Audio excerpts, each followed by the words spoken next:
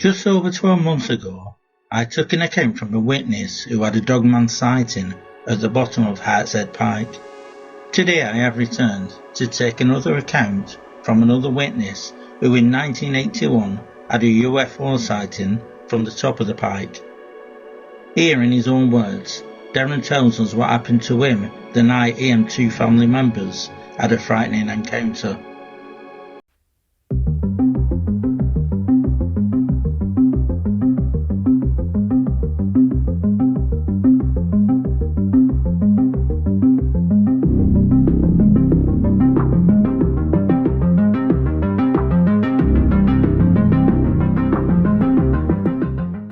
My interest in UFOs started when I was about 4 years old, when there was a film on television called Earth versus the Flying Saucers, and I was watching it with my brother, and I'd never seen flying saucers in my life, and I was fascinated from that point on.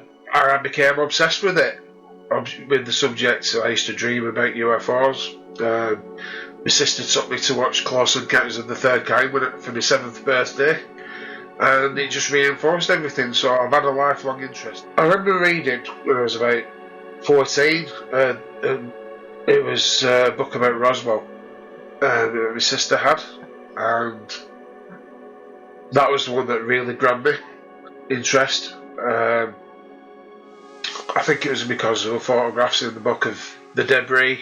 It was like there's more proof to this than anything else than just sightings in the sky. Apart from that, Rendlesham Forest, the incident at Bentwaters, that one's really fascinating. It's similar sort of timeline to when I had my sighting with my brother and sister. And I'm trying to think of the other one. Just the ones that we saw personally, because it wasn't just the one at Hartshead Pike, we saw a few others as well around that time. As a child, every time I'd be out, we used to walk everywhere. We never didn't have a car. We always caught buses, or my mum used to make us walk everywhere. And I remember as a kid, my eyes were always on the skies, looking for anything odd up there, the UFOs. I'd never seen one personally at that point until I was 9 years old, and that was the main event really of UFO sighting in my life.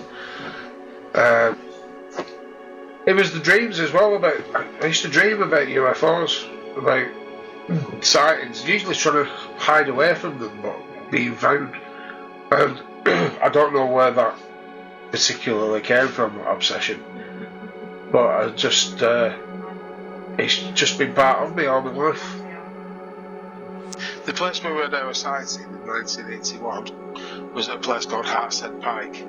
Hartshead Pike is on one of the first hills of the Pennines, east of Manchester, across the Cheshire Plain. The views are spectacular from there at night. You can see from Staffordshire, Cheshire, around Merseyside, and around to Lancashire in the north. The view stops basically at Winter Hill. There's a stone tower at Hartshead Pike, which is the actual name of the hill is Hartshead Pike from the tower. This was a wedding present to the Prince of Wales back in long ago, a couple of hundred years ago. The hill Hartshead Pike's on is just roughly on the boundary between Oldham and Tameside. So we're about 5 miles east of Manchester at this point, 6 miles maybe. And as I said, it's the first hill in our area of the Pennines, so it's very windy up there as the wind comes straight across the Cheshire Plain, and it's often blustery, but it's a very popular place. My favourite place to go to relax and contemplate the world. Just at the bottom of the hill from Hartshead Pike, there's a little patch of ancient woodland on the junction of Lees New Road and Abbey Hills Road. Basically, there's a green corridor that runs down through the area from the moors above Oldham, Scouthead, sort of Strinesdale, all the way down through Medlock Valley to Manchester city centre. This is Hartshead Pike's part of that green corridor. So just below Hartshead Pike is an old chapel. When I was a child, it was derelict, in ruins basically. But in the late 1979, 1980 period, the church was taken over by, as we knew them, devil worshippers. There were lots of symbols painted on the outside, pentagrams, etc., in white paint, and regularly, well, we'd see people in a procession around Hartshead Pike with lit torches and looked like druids, but I don't think they were. The area around that chapel is now, there's a strange energy when you're in the vicinity of it. It's very uneasy feeling. There's a definite change in the atmosphere when you're within about 20-30 yards of it, and it's not a nice feeling, and other people who've been with me have also felt the same thing in that area. Below the pike as well was an old TB hospital. In the days when TB couldn't be treated, so there was the old hospital. It's now a house, residential, and there looks like a barn in a field, but it's actually the morgue, which is quite macabre, really. Back in the day, at Hartshead Pike, there used to be a lot of coal mines up there. In fact, there's quite a few dotted around Oldham and Ashton collieries. So it's a thriving little community up there. It used to have a pub called the Collier's Arms, which was voted the worst pub in England years ago. And it really was a different place to go and have a pint, for sure. Behind Hartshead Pike, you've got Tame Valley, which is similar to like the Medlock Valley. It's rivers and canal runs all the way to Manchester, and then behind that, you've got the Peak District National Park and the first kind of uprising of the peatland plateau of the Dark Peak area of Peak National Park. So it's we're just on boundaries with wilderness, more or less, all around us, on the edge of the urban areas. So my brother said, when he was younger, at Hartshead Pike, there was never any bad atmosphere around there at all. It always seemed to be that after those devil worshippers, whatever the Satanists, whatever they had done in the area, changed the atmosphere permanently. And I think it's after that time that a lot of sightings started getting reported. So I don't know what they did, if they've opened a portal or if there's ley lines run through there and they've been corrupted. I don't know. But back in 1981, and it was the 4th of January, and I know this because on the 5th of January, Hitchhiker's Guide to the Galaxy was first shown on television, and I was really excited about watching it, so I knew that was like a date reminder. It was the night before, and about 6:30 the evening news had just finished. I remember the news finishing and everybody was bored. It was after Christmas, the doldrums before we went back to school. And my sister just stood up and said, "Let's go for a walk." And because I was the youngest of the family, I'm 9 years and 10 years younger than my brother and sister, respectively. I didn't think they meant for me to go with them as well. I said, "Come on, get dressed, let's go for a walk." So I was dead excited because this was the first time that they'd actually took me out anywhere with them. I wasn't so much the annoying little brother anymore. I felt really grown up going out at night for a walk with my brother and sister. So we went up to Hartshead Pike. Now, I'd only ever been up once before when I was 8 years old with my mum, and it was daytime. So this was the night time. It was really exciting. So we walked from where we lived in Oldham along Leeds New Road and turned up to Earl Hull Lane. And my sister was a tithe stone there, which is where the local farmers used to have to bring their produce and give to the church. The tax collecting point, if you like, and that's still there, the tithe stone. So my sister pointed that out, and then we carried on our walk, and we walked up to the Hartshead Pike, and I remember looking at it, and the view was absolutely amazing. It was just street lights as far as you can see to the horizon. You're right above it all, and it was a clear, frosty night. I remember there's like little scabs of compacted snow around. It was frosty. There used to be power lines came over from the power station at Herod in Mossley.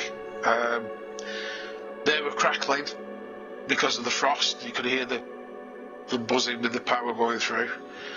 My sister was pointing out landmarks in the distance. So there was Winter Hill, you could see the television mast, and then there was a road called Edenfield Road near Bury, this distinctive S-shaped curve in the road. And the view was, I was just blown away by the view. But all the way up there, in my head, because I was obsessed with UFOs, was, I wonder if I'll see a UFO. I wonder if I'll see a UFO. So we're up there, looking around, and I said, wouldn't it be funny if we saw a UFO now? And about 30 seconds later, we looked over towards this place called Scouthead. It's one of the first hills above Oldham, with just lots of houses up there. But I could see this light, and it was only about that big. And I thought, what's that? It was moving just above the horizon, but moving slowly across, and like, is that a helicopter? Can't be, there's no noise, couldn't hear any noise. And the planes that fly over to Manchester Airport, we were used to those, were very noisy. Old Vickers, VC-10s and Tri-Stars, whatever they were called. And they used to fly over Hartshead Pike on the terminal manoeuvring area to go to Manchester Airport. So this light as well, just a band of lights we saw moving towards us slowly, grew bigger as it got closer, and it was looking like a classic 1950s B-movie flying saucer. That's the only way you can describe it. As it got closer in front of us, it just stopped. Didn't slow down, didn't lose any speed, it just stopped still.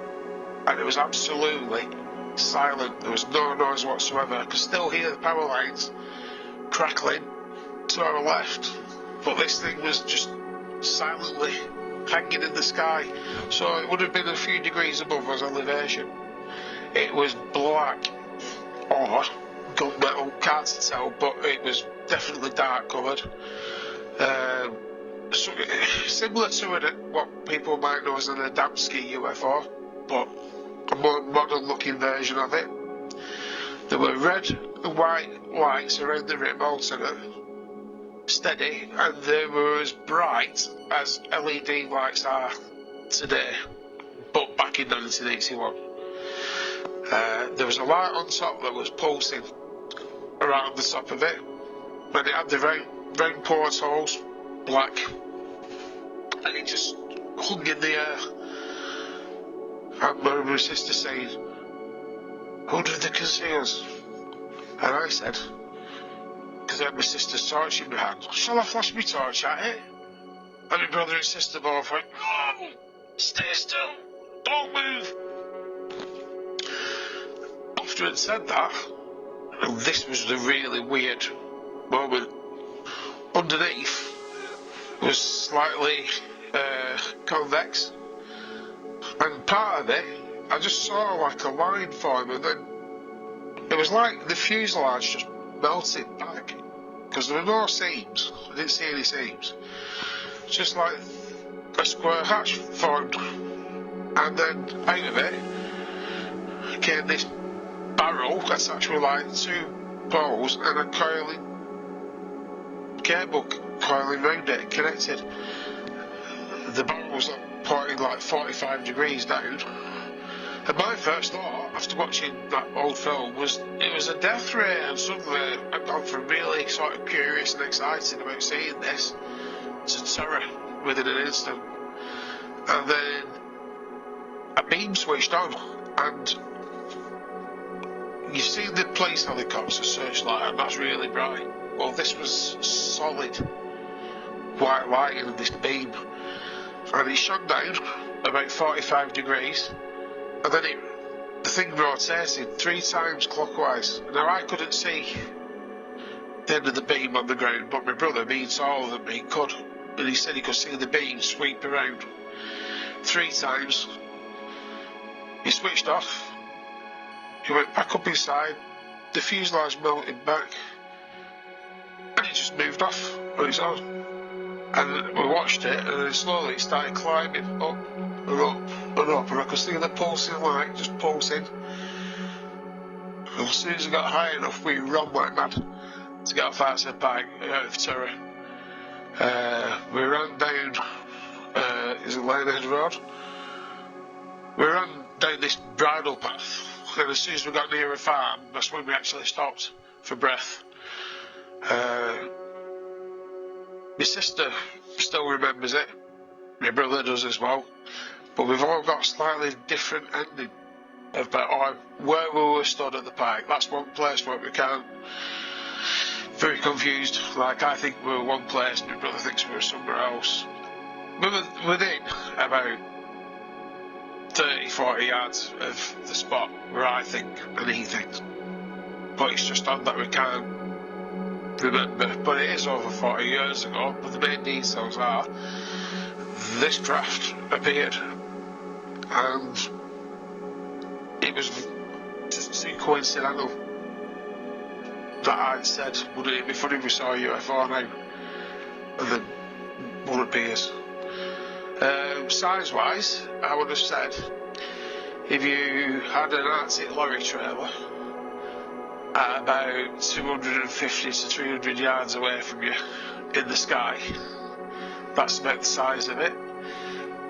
But the odd thing was, the light thing that came out of it seemed too big for the size of the craft. It looked like there was no room for anything else in there, like occupants or anything. But after that, we had a few other sightings, but that was the main one. Anyway, we got home, we told our mum about what we'd seen.